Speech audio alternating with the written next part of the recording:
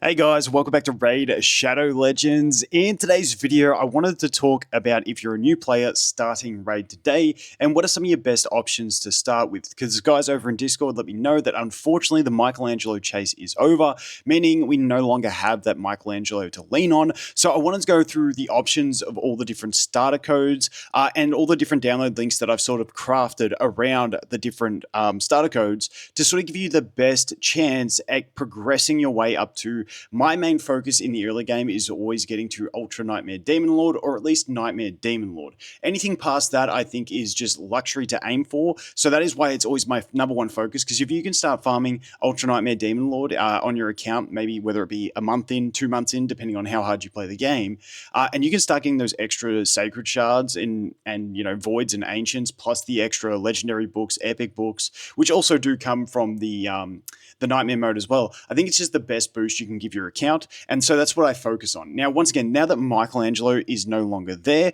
I made a little graphic to go through some of these ones, and we'll bounce between. Now, I am away on holidays, so I am doing this on my laptop, so sorry if the quality is a bit down and if I'm sort of scattered trying to jump between scenes on one single screen, but let's jump over here and take a look at this one.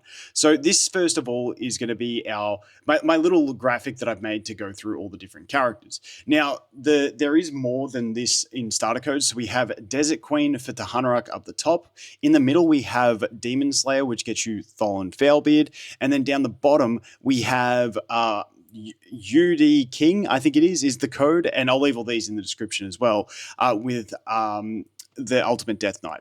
Now, you also have things like Alice with Get Alice, you've got MONKEYKING for Wukong, and I'll mention them because for those ones, I would probably be using the same download link as I have listed for Ultimate Death Knight. Now, who do I think is the best code champion? In general, I think it's going to be the champion up the top, which is TAHANARAK. She is a Void Legendary, which are much harder to come by. She has Cleansing, she has Healing, she has Attack Break, she has Block buffs, she has Debuff Spread, she has Defense buff, and she has Speed buff. She has a lot in her kit, and she is absolutely fantastic support, taking you into the later game as well. And during that period where we did have Michelangelo available, she was an absolute no-brainer, the best in my opinion, because you just got to pair Michelangelo with her, and you could just stomp through everything. If you watch my latest playthrough, I think it was like 27 days it took us to get to Ultra Nightmare Clan Boss, which is absolutely crazy for an early account to progress through and start doing that. However, now that we don't have Michelangelo in the game,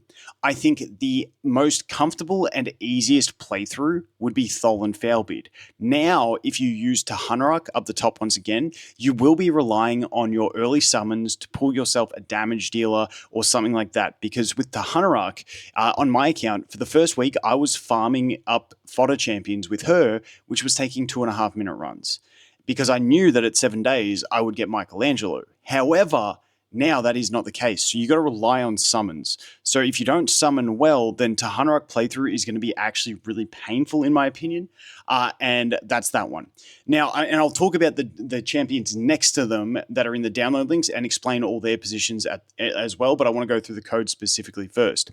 Next up is THOLIN Failbeard. I think he is going to be the most comfortable and easiest and most enjoyable playthrough without having to rely on any pulls on your account. He's got big AoE damage. He's got great bossing damage as well, and he's all around an absolute beast. And then we have Ultimate Death Knight down the bottom. I don't think he's a great starter champion. I think he's just going to slow things down. He's nowhere. If you're going to choose a supportive type champion, I think TAHANARAK is the one. So he's one that you'd only be picking if you like him. Now, the reason I put him down there is because the download link that I use with him is also the one that I would use if I was going for Alice or Wukong. So I'll talk about that in a sec. So first of all, I think for most players, my recommendation, especially if you're new to the game, would be to go with THOLIN Failbeard in the middle using the Demonslayer code. Now, once again, if these codes, we never know when they're going to end, where they're going to bring new ones. If they ever do bring a new code, I will make videos going through making a download link that is catered towards those champions. But I think THOLIN is going to be the best one. Just because, once again, it's going to be comfortable. You got AoE damage. You got that one character you could really focus in on and go deep on his playstyle. Now, let me talk you through the download links themselves. So up the top with the TAHANARAK, I've got 2 download links that you can use with her. The first one is going to be with Vergis, who is the first character there. Now, Vergis is just absolutely fantastic across the board with her. Whoops. Vergis is great because Vergis and TAHANARAK can basically solo you through like like two-man you through all of the campaign in every difficulty with decent enough gear. And so those two make it fantastic for pushing through that type of progression. And Vergis is just amazing for soloing a bunch of content and also just for general protection across the board. So he's absolutely fantastic. Now, the next one we have there is Anax. Now, in the bottom corner of Anax, I also have Elenaril. That's because I have two different download links for TAHANARAK, one with Anax and one with Elenaril.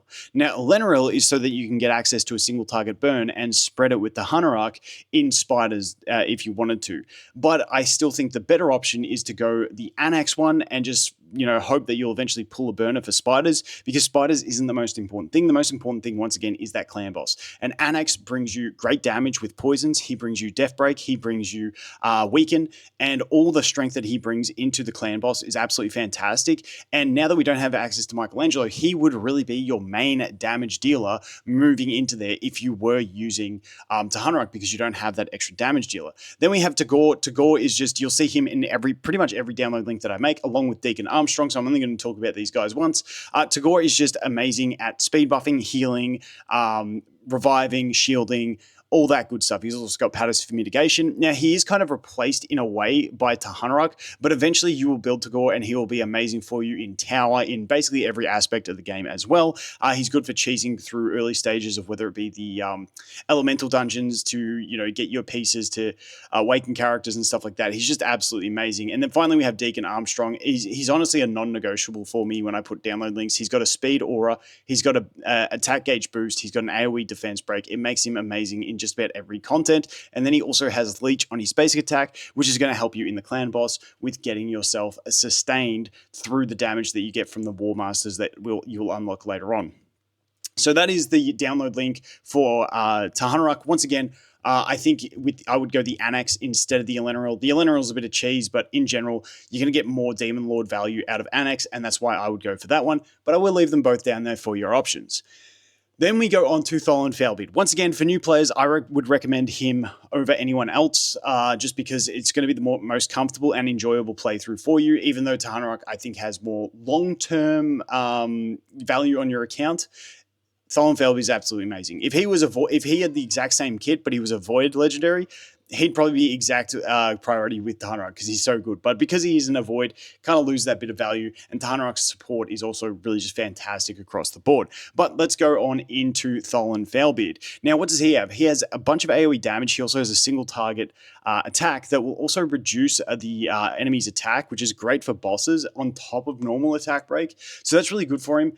He has a self-attack buff with his skill 3, and then he does an AoE smack. He also has his basic attack that can put weaken on the enemy, and when he does land that weaken, it's going to grant him an extra turn, which is really quite nice as well. So in his team, we firstly have the Mausoleum Mage. Now, you'll notice we didn't have Mausoleum Mage in the team above. That's because TAHANARAK is a cleanser. If you don't have TAHANARAK, then Mausoleum Mage is an amazing, amazing character to go ahead and pick up and be your cleanser. He also has on his skill 2 a defense buff, crit buff as well, as a single turn of immunity, and it only needs one book. So if you luck into getting that first skill book into Mausoleum Mage skill 2, now you have a great reliable defense buffer on your team as well. Once again, TAHANARAK has the defense buff and she has cleansing. Mausoleum Mage is basically filling that role in your team. That is going to be fantastic for a bunch of progression. Now, he's not necessary. The defense buff and the cleanse are not necessary for clan boss, but they're absolutely fantastic to have in there for the rest of the game. So he probably won't be one that you bring into your clan boss team, but for general progression with the cleansing and stuff, there's just areas that you really wanted. So he is just a great champion to have for general progression, whether you look to tower, whether you look to a bunch of the content as well. He's just great. Then we move on to Tagoar. We've already spoken about Tagoar. Enough said about him. He will be a vital part of your team in this one when you use THOLIN Failbeard. Normally, what I would recommend if you go for THOLIN Failbeard is make him your first 6-star, make Tagoar your second 6-star, and then those are the guys you will try and push through the campaign with. It's not as easy as TAHANARAK and Vergis, but it is still very doable, and those will be your first 2 6-stars. And like I said, in this playthrough, if you're going with THOLIN Failbeard, you will be using Tagoar straight from the start, and he will be there forever. Whereas he's more of a second fiddle to TAHANARAK in the top playthrough. But yeah, Tagoar will be very important. Then we have the tech that we came up with in Discord for this download link, which is Lightsworn. Now, Lightsworn is absolutely amazing because he has a attack break, but also a speed break on his second skill. Now, Tahanak also had a speed break on her basic, which kind of leaves you having that filled. But this guy, he has a defense buff with a revive on death as well. So he fills so many roles for you. He's also a multi-hitter, which is great for things like Fire Knight as well. But it's definitely his defense buff is going to help you with mitigation through a lot of things, but also great in the clan boss for mitigating a bit of damage. But that revive on death can get you so many clutch turns on your entire team if it happens at the right time, which is really nice for pushing extra damage into the clan boss. But like I said, he also brings your reliable attack break on a 3-turn cooldown, also a speed break, which is great to have in a lot of other areas, not the clan boss, but in other areas, which makes him so good. So I did a playthrough with this one. I think I went about 30 days before, Michelangelo came out and I started the fresh account. But this one, we were very, very close to Ultra Nightmare in about a month, which was really good considering, we didn't have a login champion or anything like that to rely on. We were just literally using these download champions, which is absolutely crazy. So I really did like the playthrough with THOLIN Failbeard, and I think this link just works absolutely perfectly with him, covering all the weaknesses. And once again, you'll see in the next one that we do have Fayne. Now, Fayne is a great character because she brings for clan boss poisons, attack break, defense break, weaken. But the problem is, and you're like up the top, because we already had the attack break up here, we use the Anax because he brings the defense break, the weaken, the poisons.